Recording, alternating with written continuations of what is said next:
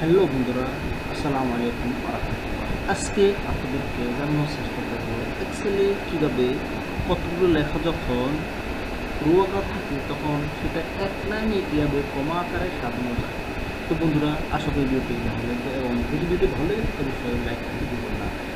আপনি যদি আমাদের চ্যানেল নতুন ছোট হয়ে থাকেন অবশ্যই চ্যানেলটি সাবস্ক্রাইব করে রাখবেন। তো বন্ধুরা, ভিডিওটি শুরু করি। এটা হচ্ছে আমি করে দিচ্ছি কন্ট্যাক্ট করতে পারছি। আপনি যে কোনো কিছু লিখতে পারেন, যে কোনো লেখা। আমি আপাতত নাম্বার দিয়ে করি, সেটা হচ্ছে সকাল দেখেন 50টা লেখা লিখলাম, 50টা নাম্বার দিয়ে। এখন এই লেখাগুলোকে পাশাপাশি কীভাবে কমাতে সাজাবো আমি, সেটা হচ্ছে প্রথম যে লেখাটা থাকবে তখন কী করবো, পাশাপাশি লেখার পরে আমি পরবর্তী লাইন আমরা এখানে একটা ফর্মুলেট করতে যাচ্ছি। সমান দিব, সমান দেওয়ার পরে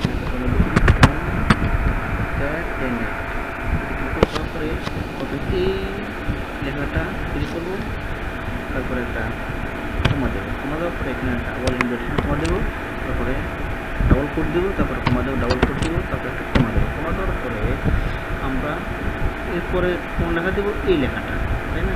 ক্লিক করবো, ক্লিক করার পরে এখানে ব্র্যাকেট ক্লোজ করবো, করার পরে একটা ইন্টার দেবো।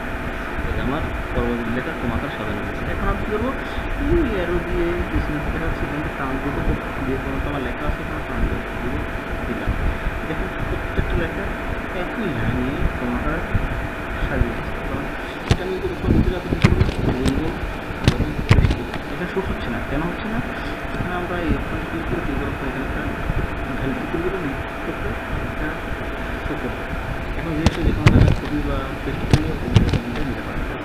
তো বন্ধুরা, এইভাবে আপনি যে কোনো লেখা যদি রো আকার থাকে সেটা এক লাইনে কম আকার সাজাতে পারবেন।